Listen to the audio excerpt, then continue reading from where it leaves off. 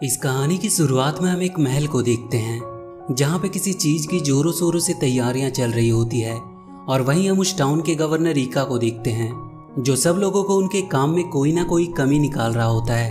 उसका सेनापति ओगो उसके पास आकर बताता है कि सारी तैयारियां बिल्कुल सही चल रही है। ईका उससे कहता है कि उनके टाउन का शोगुन बहुत जल्दी वहाँ पे विजिट करने के लिए आने वाले हैं और वो उन्हें किसी भी तरह इम्प्रेस करना चाहता है ताकि वो खुश होकर उसकी प्रमोशन कर दे, और इसीलिए वो उनकी खातिरदारी में कोई कमी नहीं छोड़ना चाहता है। उसने वहाँ पे एक बहुत बड़ा सा टॉयलेट भी बनवाया होता है जिसका नाम उसने सुपर बाउल रखा था, और उसे ये उम्मीद होती है कि शोगुन इसे देखकर तो खुश हो ही जाएंगे। पर अभी भी उसके लिए सबसे बड़ी प्रॉब्लम थी उसके महल के ठीक सामने बसा काकामुचो नाम का एक छोटा सा गाँव जो उसकी महल की खूबसूरती को बिगाड़ रहा था, और इसीलिए वो किसी भी तरह उस विलेज को वहाँ से हटाना चाह रहा था। वो ओगो से कहता है कि वो किसी भी तरह जल्द से जल्द उस गाँव को खाली करवाए। अगले दिन उस विलेज में हम एमिको और उसके कुछ दोस्त कैट्स को देखते हैं जिन्हें दूर से दिखाई देता है कि निंजास उनके विलेज पे हमला करने के लिए आ रहे होते हैं। वो सब तुरंत सब लोगों को इसके बारे में बताने के लिए निकल जाते हैं। उस गांव के सभी कैट्स डर के मारे इधर उधर भागने लगते हैं। एमिको वहां के समुराई के पास पहुंचती है और उसे सब कुछ बताती है। वो समुराई अपने घोड़े पे बैठकर उनसे लड़ने को तैयार हो जाता है, पर जैसे जैसे वो निंजास करीब आ रहे थे समुराई डर के मारे पसीने से भीगने लगता है और फिर अचानक वो वहां से भाग जाता है। वो सारे निंजास विलेज पे हमला करके उसे पूरी तरह से तबाह कर देते हैं। अगले दिन सारे कैट्स मिलकर ये डिसाइड करते हैं कि वो वहां के शोगुन से अपने विलेज के लिए एक नए समुराई की मांग करेंगे जो उनकी हिफाजत कर सके। अगले सीन में हम शोगुन को उसके महल में देखते हैं। तभी उसके पास एक मैसेज आता है। ये मैसेज उन्हीं काकामुचो विलेज के कैट्स का था जिन्होंने नए समुराई की मांग की होती है। ये खबर सुनते ही शोगुन वहां के गवर्नर ईका को फोन मिलाता है। इनकी फोन लाइन भी कमाल की होती है जिसमें लाइन से कैट्स खड़े होते हैं और वो एक साइड से बात को ट्रांसफर करते हुए दूसरी साइड तक पहुंचाते थे। शोगुन ईका को उस विलेज को एक नया समुराई देने का काम सौंपता है। ईका अब परेशान हो जाता है क्योंकि उसकी चाल उल्टी पड़ चुकी थी और वो कोई नया आइडिया सोचने लगता है।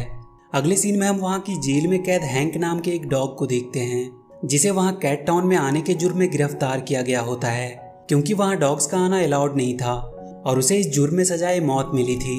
वो उसे मारने ही वाले होते हैं कि तभी दूर से ईका उसे देखता है और वो उसे कहते हुए सुनता है कि वो यहाँ कैट टाउन में समुराई बनने के लिए आया था। ये सुनते ही उसे एक आइडिया आता है और वो अपने सैनिकों से उसे छोड़ देने को कहता है और वो उसे ही नया समुराई बनाकर काकामुचो विलेज में भेज देता है। उसने ऐसा इसीलिए किया होता है क्योंकि उसे उम्मीद होती है कि विलेज के कैट्स एक डॉग को देखकर तुरंत उसे मार देंगे और फिर इसके जुर्म में वो पूरे विलेज को गिरफ्तार कर लेगा। इससे उसकी परेशानी अपने आप खत्म हो जाएगी। हैंक अपने घोड़े पे बैठकर उस विलेज में पहुंच जाता है। सारे कैट्स अपने नए समुराई के वेलकम के लिए खड़े होते हैं, पर जैसे ही वो एक डॉग को देखते हैं वो सब गुस्सा हो जाते हैं और वो हैंक को मारने के लिए उसका पीछा करने लगते हैं। वो सब मिलकर हैंक को मारने ही वाले होते हैं कि तभी उसके पास से गवर्नर का ऑफिशियल लेटर मिलता है, इसीलिए वो सब उसे छोड़ देते हैं। इधर ईका ये सब देखकर और भी गुस्सा होता है क्योंकि गाँव वालों ने उस डॉग को छोड़ दिया था और उसका ये भी प्लान फेल ही होता है।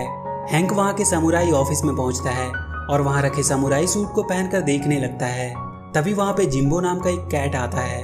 हैंक उससे कहता है कि वो यहाँ पे एक समुराई बनने के लिए आया है, पर जिम्बो उससे कहता है कि वो कभी भी एक समुराई नहीं बन सकता क्योंकि वो एक डॉग है और उसमें कोई भी गुण नहीं है एक समुराई बनने के लिए।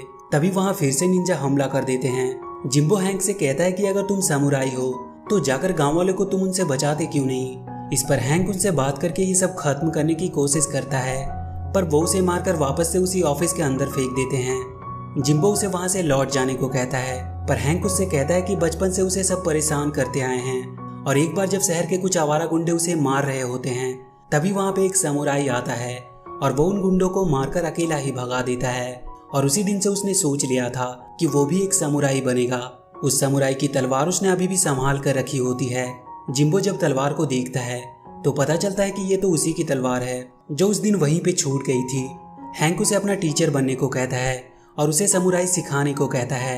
किसी तरह जिम्बो मान जाता है, पर उससे पहले वो हैंक से एक कॉन्ट्रैक्ट साइन करवाता है जिसमें लिखा होता है कि वो हमेशा उसकी बात को मानेगा तभी वो उसका टीचर बन पाएगा। हैंक को इसमें कोई परेशानी नहीं होती है और वो उस पर साइन कर देता है और इसके बाद जिम्बो उसकी समुराई ट्रेनिंग शुरू कर देता है। वो उसे हर तरह के तरीके सिखाने लगता है, पर हैंक के लिए ये सब चीज़ें आसान नहीं होती है और वो बहुत जल्द हार मानने लगता है। वो जिम्बो से गुस्से में कहता है कि वो सिर्फ उसे परेशान करना चाहता है क्योंकि उसे खुद ही कुछ नहीं पता। इस बात को सुनकर जिम्बो उसे अपनी समुराई की कला दिखाता है, जिसे देखकर हैंक की आंखें खुली की खुली ही रह जाती है। फिर जिम्बो उसे बताता है कि पहले वो यहाँ के प्रिंस का पर्सनल गार्ड हुआ करता था और हमेशा उसकी सुरक्षा में तैनात रहता था। पर एक दिन वो प्रिंस के साथ एक नई जगह पे गया। वहाँ पे बहुत अंधेरा था और जब उसने देखा वहाँ पे बहुत सारे कैट्स हैं तो उसने बिना कुछ सोचे उन पर हमला कर दिया। और बाद में उसे पता चला कि वो तो प्रिंस का बर्थडे सरप्राइज था और उसने सब बेकार कर दिया। इसी बात से शर्मिंदा होकर उसने समुराई और नौकरी दोनों छोड़ दी। ऑफिस आकर जिम्बो समुराई की बुक पढ़ता है और उसे एहसास होता है कि हैंक को एक डॉग की तरह सिखाना होगा, न कि कैट्स की तरह। अगले दिन वो हैंक की आंखों पे एक पट्टी बांध देता है और उसके सुनने और स्मेल करने की क्षमता से चीजों को अपनी ओर आते हुए महसूस करने को कहता है और ये तरीका बिल्कुल काम कर रहा था। हैंक अपना डिफेंस करना सीखने लगता है। इधर ईका बहुत गुस्सा होता है क्योंकि अभी तक ओगो ने गांव को खाली नहीं कराया था, इसीलिए अब वो कोई और तरीका आजमाने का सोचता है। और अगले दिन एक बहुत बड़ा सा सूमो कैट उस गांव पे हमला करता है। हैंक उसे रोकने की कोशिश कर रहा होता है पर उसकी पावर के आगे वो कुछ भी नहीं था। तभी वहाँ पे जिम्बो देखता है कि उस कैट को इमली से एलर्जी है और इसी का सहारा लेते हुए वो लोग उस बड़े से कैट को हरा देते हैं। हैंक को लगता है कि उसने अकेले ही उसे हराया है और इस घटना के बाद सारे गांव वाले भी अब हैंक को पसंद करने लगे थे। सुमो कैट को इलाज करने के लिए हैंक वहाँ के डॉक्टर के पास ले जाता है। इस बात से खुश होकर सुमो और उसमें दोस्ती हो जाती है। ईका को जब ये बात पता चलती है तो वो और भी ज्यादा गुस्सा होता है और उसे एक नया आइडिया आता है। इधर हैंक एमिको के साथ बैठकर कागज के खिलौने बनाकर पानी में बहा रहा होता है। एमिको उसे एक कागज की बनी उसकी स्टैचू उसे देती है और कहती है कि ये हमेशा उसे याद दिलाएगी कि वो कौन है। तभी उसके पास जिम्बो आता है और उसे ट्रेनिंग पे फोकस करने को कहता है और सुमो की जीत का ज्यादा जश्न मनाने से मना करता है। हैंक जब ट्रेनिंग कर रहा होता है तो उसके पास ईका आता है जो उसे सुमो को हराने की खुशी में एक पार्टी देना चाहता है और आज रात उसे एक क्लब में एंजॉय करने बुलाता है। रात में जब हैंक पार्टी में जाने के लिए तैयार हो रहा होता है तब जिम्बो उसे वहां जाने से मना करता है और इसी बात से दोनों में बहस हो जाती है और हैंक उसकी बात ना मानकर पार्टी में चला जाता है। ईका उसे लेकर एक बहुत ही शानदार से क्लब में पहुंचता है जहां पे सारे लोग हैंक को किसी सेलिब्रिटी की तरह ट्रीट कर रहे थे और इधर रात में ही कुछ लोग विलेज पे हमला करके उसे पूरी तरह से तबाह कर देते हैं और वो सुमो को भी अपने साथ ले जाते हैं। जिम्बो भी नशे में होता है इसीलिए वो भी कुछ कर नहीं पाता। हैंक पार्टी में बहुत एंजॉय करता है और फिर अपने घर जाने लगता है पर ये सब ईका का ही प्लान था उसे गांव से बाहर रखने का। सुबह गांव की हालत देखकर हैंक हैरान हो जाता है। सभी लोग अब गांव छोड़कर जाने का सोच रहे थे। वो जल्दी से जिम्बो के पास पहुंचता है पर जिम्बो अब उसे वहां से चले जाने को कहता है। सारे गांव वाले भी हैंक को ही दोषी मान रहे थे क्योंकि उसने उन्हें बचाने के लिए कुछ भी नहीं किया था। वो दुखी मन से गांव को छोड़कर जाने लगता है। वो एक जगह उदास होकर बैठ जाता है। तभी उसे एमिका का दिया हुआ गिफ्ट दिखता है और उसकी बातें याद आने लगती है। इधर जिम्बो अकेला ही ईका के महल में सुमो को छुड़ाने पहुंच जाता है पर तभी वो देखता है कि वहाँ पे हैंक भी आ गया है। हैंक उससे सॉरी कहता है और फिर दोनों मिलकर किसी तरह सबसे छुपते हुए सुमो की जेल तक पहुंचते हैं और वो उसे वहां से छुड़ाकर भागने लगते हैं। पर भागने के चक्कर में जिम्बो अकेला ही अंदर फंस जाता है पर वो उन दोनों को वहां से जाने को कहता है। हैंक जाने के लिए तैयार नहीं था पर सुमो किसी तरह उसे वहां से ले जाता है और जिम्बो अकेला ही उन सारे सैनिकों से लड़ने लगता है। इधर ईका उस सुपर बॉल के थ्रू उस विलेज को बर्बाद करने का कोई प्लान बना रहा था। हैंक और सुमो गाँव में पहुंचते हैं और वो सबको गाँव छोड़ने से मना करते हैं पर वहाँ उसे एक पोस्टर मिलता है जिससे उसे पता चलता है कि ईका डेविल्स की एक फौज बना रहा है जिसमें सबसे खतरनाक और खूंखार लोग होंगे और वो उनके थ्रू विलेज पे हमला कराएगा।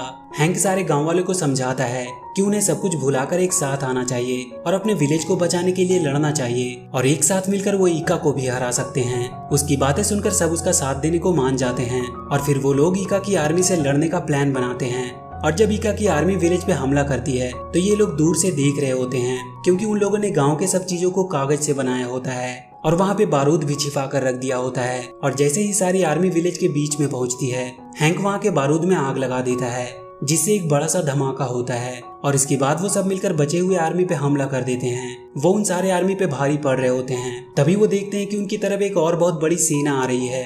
ये सेना शोगुन की होती है। उनके आते ही सब शांत हो जाते हैं। ईका भी वहाँ पे जल्दी से आ जाता है और वो शोगुन को बताता है कि यहाँ जो कुछ भी हुआ उसमें उस डॉग हैंक का हाथ है। शोगुन अपनी सेना को हैंक को मारने का ऑर्डर देता है पर तभी वहाँ पे जिम्बो आकर उसे बचा लेता है।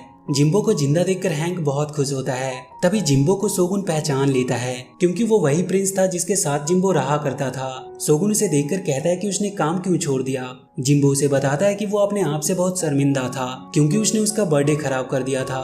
सोगुन उसे कहता है कि वो उसकी लाइफ का सबसे बेस्ट बर्थडे था, क्योंकि वो एक ही तरह के पार्टी से उब चुका था। वो कभी भी जिम्बो से गुस्सा था ही नहीं। ओगो सोगुन से ईका की सारी चाल बता देता है और ये सुनकर ईका भागने लगता है। उसे पकड़ने के लिए हैंक उसके पीछे जाता है। वो उसी सुपर बॉल के ऊपर पहुंचता है और दोनों वहीं पे लड़ने लगते हैं। हैंक उसे उसी बॉल के अंदर गिरा देता है। तभी वहाँ पे पानी भरने लगता है और वो डूबने लगता है। ओगो उसे बचाने के लिए उसमें कूदता है, पर तभी उस सुपर बॉल से पानी ओवरफ्लो होने लगता है। उसमें से इतना पानी निकल रहा होता है कि महल भी टूटने लगता है। हैंक देखता है कि इस पानी के बहाव से उनका गांव डूब जाएगा। वो जिम्बो के साथ तुरंत गांव में पहुंचता है और वो सारे मिलकर गांव के चारों ओर एक नहर खोदने लगते हैं। सुमो अपनी पावर से बहुत जल्द ही नहर खोद देता है, जिससे पानी की दिशा दूसरी तरफ मुड़ जाती है। पर इसी बीच एमिका के दोस्त पानी में बहने लगते हैं और वो सब तुरंत एक दूसरे का हाथ पकड़कर उन्हें डूबने से बचाते हैं और पानी से बाहर निकालते हैं। इसके बाद सोगुन हैंक को वहाँ का नया समुराई घोषित करता है और वो उसे एक राजशाही तलवार भी देता है। पर हैंक वो तलवार एमिका को दे देता है, क्योंकि वो कहता है कि अभी उसकी ट्रेनिंग बाकी है और एमिका हमेशा से ही गांव की हिफाजत करती आई है।